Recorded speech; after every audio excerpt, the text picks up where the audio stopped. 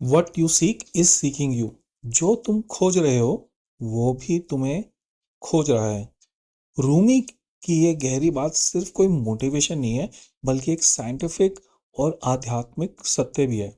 वह कहते हैं कि हमारी इच्छाएं और सपने सिर्फ हमारी सोच तक सीमित नहीं होते, बल्कि वह भी हमें ढूंढ रहे होते हैं। आपने फ्रिक्वेंसी और रेजोनेंस, लॉ ऑफ फ्रिक्वेंसी और रेजोनेंस तो सुना होगा। सोल्जर्स एक पुल पर मार्च कर रहे होते हैं, तो उनकी चाल की फ्रिक्वेंसी ब्रिज की नेचुरल फ्रिक्वेंसी से जब मेल खाती है, तो ब्रिज भी हिलने लग जाता है। इसी तरह जब आपकी इच्छाओं की फ्रिक्वेंसी भी किसी अफसर की फ्रिक्वेंसी से मैच करती है, तो वह अफसर भी आपकी तरफ खींचने लग जाता है। मैं आपको अपनी एक कहानी बताता हूँ। एक बार मैं किसी जॉब की तलाश में नहीं था, क्योंकि उस समय मेरी तबीयत कुछ खराब चल रही थी और मैं एग्जैक्टली कोई जॉब तलाश नहीं कर रहा था। पर एक कंसल्टेंट मुझे बार बार कॉल कर रहा था और एक कंपनी को बार बार मुझे पिच करे जा रहा था। मैं बहुत इंटरेस्टेड नहीं था, पर फिर भी क्योंकि वो कंसल्टेंट बार बार मुझे पिच कर रहा था, कैसे भी करके मैंने हिम्मत जुटाई और वो इंटरव्यू देने मैं पहुंचा। आप मानेंगे नहीं, वो इंटरव्यू खाली 15-20 मिनट चला।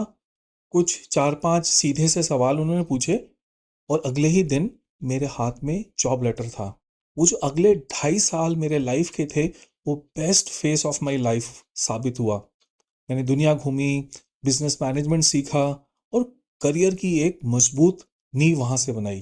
कहने का अर्थ यही है, मैं वहां जॉब नहीं ढूंढ रहा था, बल्कि वो जॉब मुझे ढूंढ रही थी। तो लॉ ऑफ फ्रिक्वेंसी और रेजोनेंस काम कैसे करता है?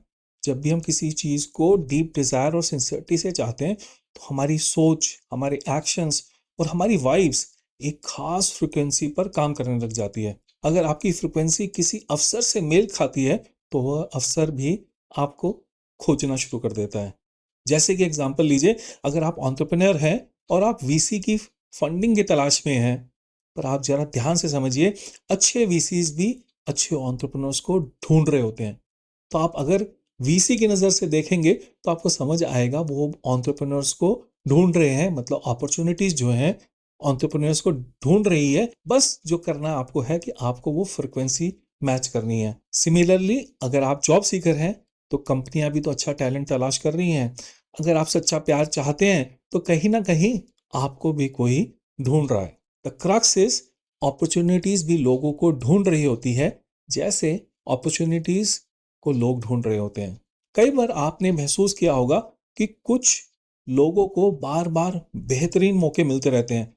ऐसा इसलिए होता है क्योंकि उनकी सोच, उनके एक्शंस और उनकी वाइब्स उन अवसरों की ओर ले जाती है, या ये कहूं, जो अवसर हैं सही फ्रिक्वेंसी को ढूंढ रहे होते हैं। जब भी आप अपने मिशन के प्रति कमिटेड होते हैं, तो आपकी एनर्जी भी ऐसी फ्रिक्वेंसी पे काम करने लग जाती है कि सही लोग, सही जगह और सही मौके आपकी ओर आने लग जाते हैं। तो आपका अगला क्वेश्चन होगा, इसे अपनी लाइफ में कैसे लागू करें? तो सबसे पहली चीज होगी, क्लैरिटी रखें। जो भी चाहें उसे दिल से चाहें, कुछ पुश करने की कोशिश ना करें। जो आपके मन से इच्छा प्रकट हो रही है, उसी पे काम करें। जहां आपकी नेचुरल टेंडेंसीज जाती हैं, जहां आपको लगता है कि यह काम मैं बहुत अच्छे से कर सकता हूं, उसी काम की तरफ अपना कदम बढ़ाएं। दूसरा पॉइंट होगा, आप अपनी फ्रिक्वेंसी को हायर पॉइंट पे ले जाएं, एक्शन लें, सीरियस रहें, हमेशा अपॉर्चुनिटीज का स्वागत करने के लिए तैयार रहें। Last but not the least, मुझे लगता है सबसे इंपॉर्टेंट पॉइंट है, ट्रस्ट रखें। सही टाइम पर सही चीज मिलेगी। अगर आप हमेशा इस पे ट्रस्ट रखेंगे, तो आपको ये देखने को मिलेगा कि अपॉर्चुनिटीज भी बहुत बार अनएक्सपेक्टेड वेज में आती हैं, कि आपने सपने में भी नहीं सोचा होगा कि, और वो अपॉर्चुनिटी आपके दरवाजे पे आकर दस्तक देना शुरू कर देती है। जैसे मैंने अपना रियल लाइफ एग्जांपल जॉब का बताया। एंड में यही कहना चाहूंगा कि ये सोच कि मुझे मौके नहीं मिलते, गलत है। सही सोच ये है कि मुझे अपनी फ्रिक्वेंसी को उस लेवल पर लेके जाना होगा जहां मौके मुझे ढूंढ सके।